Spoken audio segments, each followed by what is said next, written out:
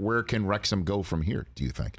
The sky's the limit. Obviously, there's been people laughing at Rob and Ryan doing interviews saying that they want the ultimate aim is to play in the Premier League, but when they've had dreams as kids and gone and achieved them in the personal lives and in the jobs, why couldn't they do it in a business aspect? It's football's a game where anything can happen, and this season there'll be a team in the Premier League called Luton, who not so long ago were playing in the same division we was last year, and they've achieved so many promotions now that they've arrived in the Premier League. And with Rob and Ryan's back, and obviously and the whole support that we've got from not just in Wrexham now, from all around the world, it's only going to push the club on and give them other outlets of income and things like that, which need to come down the line the higher up you go through the divisions. And the sky really is the limit. They can achieve the Premier League, but who knows how long it could take. It could take 5, 10, 20 years, or it could take 4. You just never know in this game. But obviously you would have a large role in that, correct? Your own personal hopefully, success. As I say, you never know in time how long it will take them to get there, and obviously I'd love to achieve that. I'm not saying it's definitely going to happen, because it's, I'm not a fortune teller, so I can't see that, but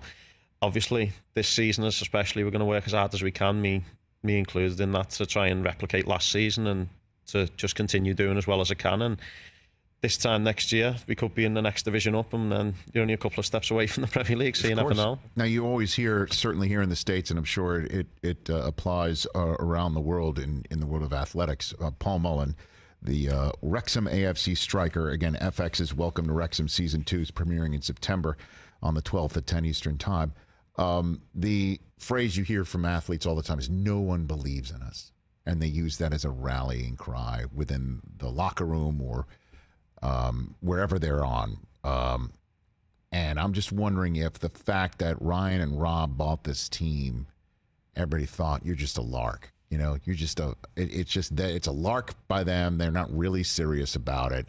And your squad is not to be taken seriously. And look what you've done so far. Is that appropriate? Do you use this maybe as a rallying cry for yourself, Paul? I think when they'd signed the players that we've signed, the really good players from higher divisions, I think from the public's point of view, the team was expected to do well, which created more pressure on us. And obviously the documentary and the owners being who they are creates more eyes and more spotlights, and it was up to us to deliver. But the whole underdog story is about the community as a whole. It's a town that hasn't ever been given the support it needs to progress and to become a better, more influential town in the north of Wales. It's a massive area, and it sort of got left by the government, and that the town as a whole and the people of the town really rallied together. And I think as footballers and a group of players, we had to rally around ourselves and forget about all the attention we're getting and all the plaudits when we're doing well, and realise that we've got to represent the people who support us and represent the community as best we can and give absolutely all in every single game. And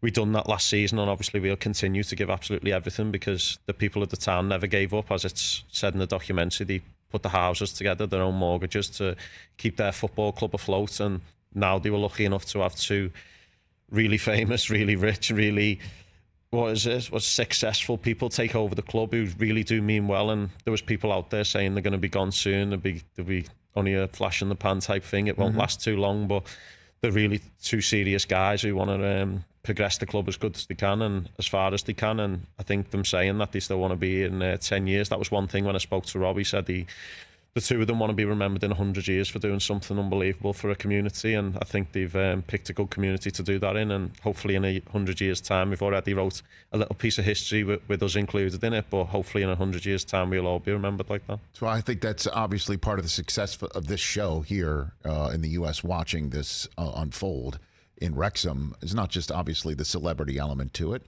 but a metaphor for the town. The team is the club is a metaphor for the town. Exactly what you just said.